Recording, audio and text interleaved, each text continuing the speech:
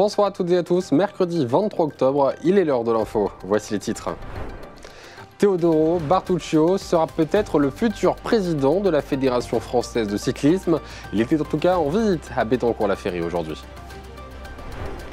Ces chiens sont des héros du quotidien, ils sont indispensables pour les personnes en situation de handicap. Nous avons suivi la formation d'un handi-chien en Haute-Marne. Motivés par les activités culturelles et sociales, Margot et Madeleine seront nos invités ce soir. Nous parlerons ensemble de l'association La Louverie.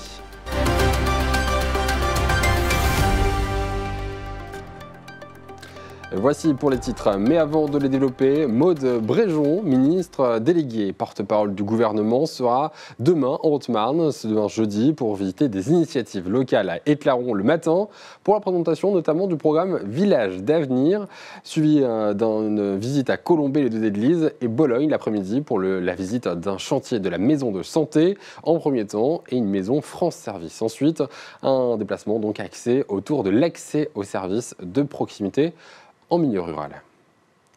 Direction Bettencourt-la-Ferrie à présent, où un stage intensif de BMX intitulé Compétences techniques et performances rassemble 40 jeunes, 2 jours dédiés à l'amélioration de leurs performances techniques sur un terrain fraîchement inauguré. Un événement marqué aussi par la visite de Teodoro Bertuccio, candidat à la présidence de la Fédération française de cyclisme. Nicolas Fontaine et Van Sauvage. Ils sont 40 jeunes, motivés et concentrés à participer à ce stage organisé par le club BMX Bettencourt. Sur ce nouveau terrain, récemment inauguré, chaque saut et chaque virage est une opportunité d'apprendre et de progresser avec les consignes d'un expert de la discipline, Julien Lucky.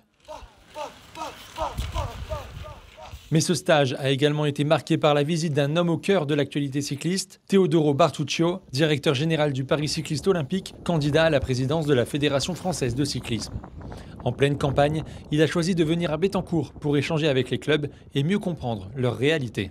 12 000 licenciés en moins sur 8 ans, 400 clubs en moins sur 4 ans, c'est énorme tout simplement. Je pense qu'aujourd'hui on a loupé un virage.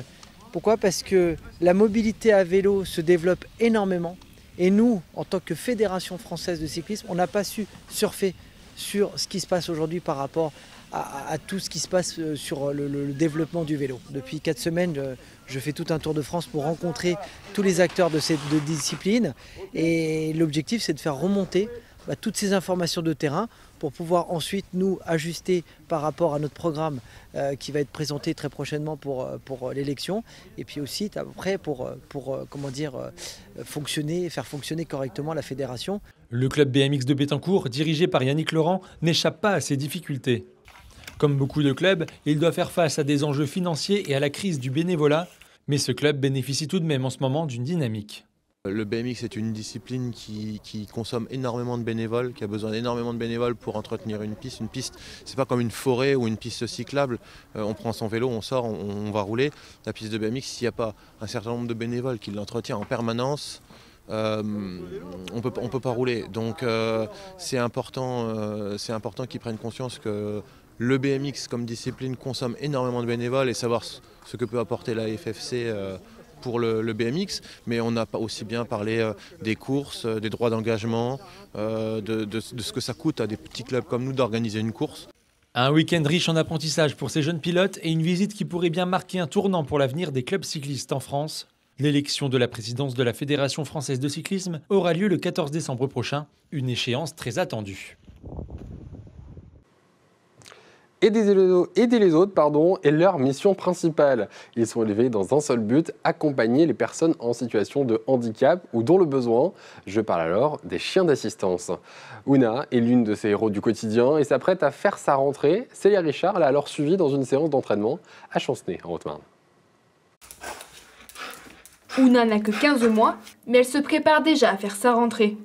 Cette jeune Golden, accueillie par Océane alors qu'elle n'avait que quelques mois, a sa carrière toute tracée devant elle. Elle va devenir un chien d'assistance. Son rôle sera d'aider les personnes en situation de handicap, d'un point de vue technique, mais aussi moral et social. Elle fait partie des 3000 chiens placés en famille d'accueil par l'association Handi-Chiens. Créée en 1989, l'organisme forme et confie ses compagnons aux personnes qui en ont besoin. Au total, Ouna va suivre 22 mois de formation, dont 16 avec Océane. Le but est de la prééduquer avant son admission dans un des 6 centres d'éducation en France. En fait, nous, on est là vraiment pour faire un chien bien dans ses pattes, pour lui faire découvrir un maximum de choses dans la vie. Et ensuite de ça, elle partira 6 mois à l'école. Et après, en effet, il y a une remise qui sera faite. Déjà, à l'école, ils vont choisir sa spécificité, selon le caractère, selon plein de choses. Et après ça, elle sera donnée à une personne qui sera dans le besoin. On apprend énormément sur le chien, sur la façon de faire, sur une nouvelle éducation, etc. Le groupe aussi, parce que du coup, c'est pas... on est vraiment très soudés, donc on est tous là les uns pour les autres. Afin de former le chien, des cours sont dispensés 2 mercredis par mois. Cindy, la déléguée famille d'accueil en Haute-Marne, dirige la séance et apprend à chaque participant ce qu'on appelle des commandes. Vous marchez ici aléatoirement. Ce que je veux, c'est que les chiens ils restent concentrés sur vous, qu'ils n'aillent pas voir les autres, qu'ils restent à votre gauche. Dès qu'ils sont à côté de vous à gauche, on récompense. Mon but, on va dire, c'est de recruter des familles d'accueil et de les accompagner pendant toute la prééducation du chien pour leur donner les bons conseils, voilà, pour bien faire évoluer le chien, qu'il soit à l'aise partout, qu'il se sente bien dans ses pattes. J'ai 3 familles d'accueil dans le groupe actuel. Voilà, donc en fait, je les fais travailler les commandes, toutes les commandes qu'on voit, que nos handichiens doivent connaître en partant à l'école. Voilà. Et puis, en même temps, ça me permet moi aussi de pouvoir garder un œil sur les chiens et de pouvoir voir leur évolution. Le cours commence généralement par un débrief, puis les exercices commencent. Écouter son maître, résister aux tentations, ne pas réagir au monde extérieur, tout est mis en place pour former au mieux les chiens. La dernière étape avant l'entrée à l'école est le test d'admission. En France, 250 chiens par an sont répartis et formés par l'association. 444 familles d'accueil participent au programme et Cindy est la seule déléguée handi-chien en Haute-Marne. Nous avons ce soir le plaisir d'accueillir Margot et Madeleine, membres fondatrices de l'association La Louverie, un espace féministe et écologiste récemment inauguré en août dernier, c'était donc le 17 août dernier. Bonsoir. Bonsoir. Alors finalement, quelles ont été les motivations initiales pour créer ce nouveau lieu, La Louverie? Pourquoi avoir choisi aussi d'ouvrir cet espace ici en milieu rural? C'était vraiment... on s'est rendu compte que vraiment les femmes étaient dans une solitude extrême en milieu rural. Donc on a des amies militantes féministes, dont moi, dont Madeleine, et on avait vraiment envie de créer un lieu de partage autour de ces valeurs qui sont importantes, surtout en milieu rural aujourd'hui. De la haine est une association qui aujourd'hui porte un lieu à Louvemont, en Haute-Marne. Finalement, pourquoi vouloir créer aussi un lieu? C'est un lieu d'échange, un lieu de rencontre que vous avez aussi créé au-delà de partager ces valeurs? Oui, c'est ça. On voulait proposer aux personnes de pouvoir bénéficier d'un lieu qui est à la campagne. On l'appelle notre petit coin de paradis. Et donc, c'est de proposer un lieu reposant au milieu de la nature, justement pour défendre nos valeurs écologiques et pour pouvoir vraiment avoir un point de rassemblement où on peut développer nos activités artistiques aussi. Si vous venez, on vous invite, vous verrez justement... On viendra.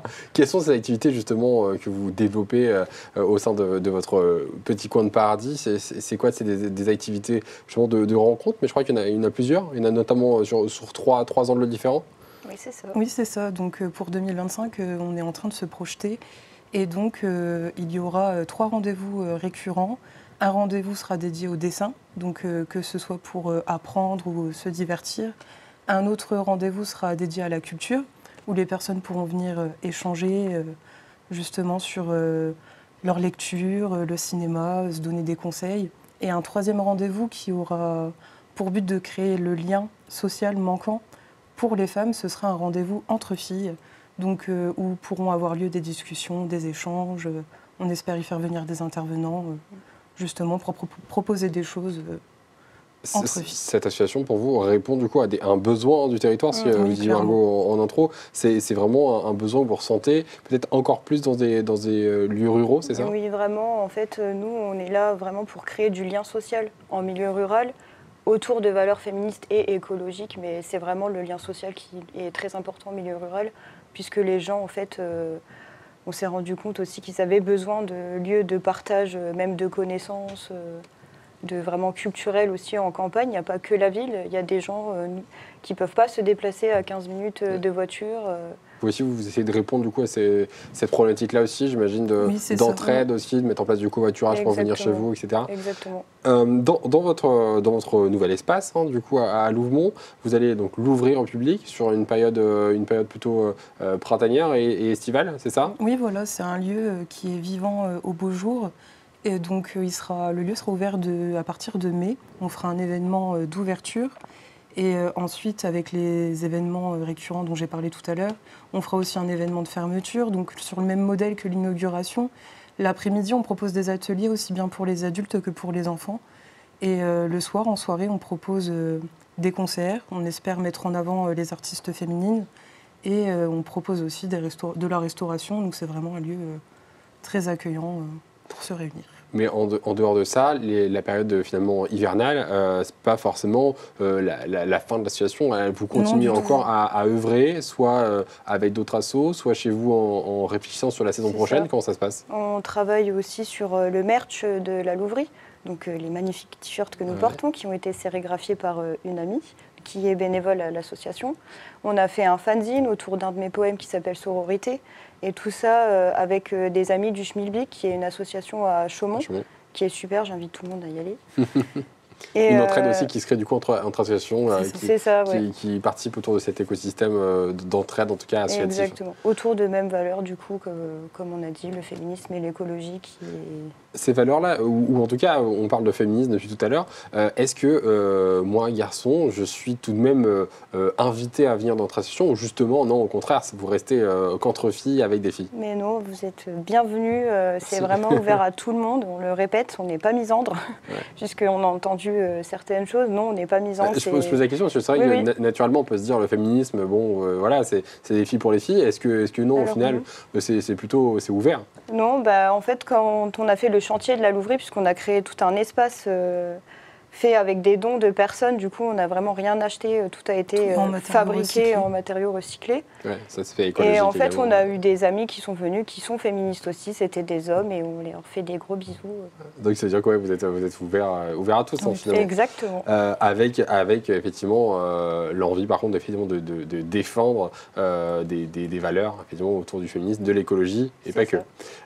Quand on parle de ça, on parle du coup d'une association, on parle d'un fonctionnement qui, lui, est très collégial. C'est aussi des valeurs que vous avez voulu défendre chez vous en disant, voilà, pas de tyran, on y va, on discute et on échange. Vraiment la base de l'associatif. Alors nous, on est vraiment collégial, oui, comme tu l'as dit. Parce qu'en fait, on vient tous du milieu associatif et nous, on avait vraiment envie de faire une association où chacun a son mot à dire. Si la personne n'est pas d'accord, on débat autour de ça. C'est vraiment... tout le monde, chacun a sa place, chacun propose des choses différentes. On peut avoir des avis contraires, mais on peut avoir des avis différents. C'est du militantisme, c'est des valeurs. Des fois, on n'est pas d'accord. Des fois, on est un peu plus féministe que d'autres. Même si, bon, il n'y a pas de niveau de féminisme, et ça, on ne va pas faire un débat là-dessus. Mais voilà, du coup, chacun a sa place, chacun vient avec ses émotions, ses peines. Et on est très content d'accueillir tout le monde et de parler. Et on a hâte qu'il y ait des nouveaux bénévoles. Et on peut venir avec aussi, je veux dire, plus ou moins d'argent en poche pour justement acheter des choses chez vous. J'en reviens sur une autre partie de l'association, avec de la vente en prix libre. Qu'est-ce que c'est? Là, on a l'habitude d'avoir un prix en disant, voilà, t-shirt 10 €. Qu'est-ce que c'est du coup? Alors du coup, sur le site de la Louverie, il y a une ressourcerie. En fait, tout est concentré dans des caravanes. Donc c'est un lieu chouette. Il y a une ressourcerie, donc là, à cet endroit-là, ce sont des dons de gens que nous vendons à prix libre. Donc on peut trouver des choses, des pots, des vêtements, tout et n'importe quoi, voilà. Ouais. Et il y a aussi une librairie féministe avec des vrais livres. Et dans cet endroit, du coup, on peut, oui, c'est ça, on peut acheter des livres à la librairie, du coup. Et toutes les caravanes portent un nom de célèbres artistes. Et cet argent qui est donc collecté, qui servira derrière pour l'association, pour défendre aussi, vous, des projets, pour en créer d'autres, pour accueillir dans de meilleures conditions aussi, avec des valeurs de solidarité. C'est ça, si vous me confiez juste avant en préparant cette interview. Merci beaucoup d'avoir été avec nous pour présenter donc la Louverie, à découvrir donc à Louvemont, en Haute-Marne, à partir donc de mai prochain, maintenant, hein, qu'on arrive dans ces jours où il fait un petit peu moins beau. On vous donne rendez-vous, on donne rendez-vous à tout le monde pour venir justement vous rencontrer. Et d'ici là, sur les réseaux sociaux pour se tenir au courant donc, de l'activité de cette association. Merci beaucoup. Merci beaucoup. Merci d'avoir été avec nous. On se retrouve quant à nous dès demain pour l'information dans la prochaine édition de l'info. D'ici là, portez-vous bien et la météo vous suivra.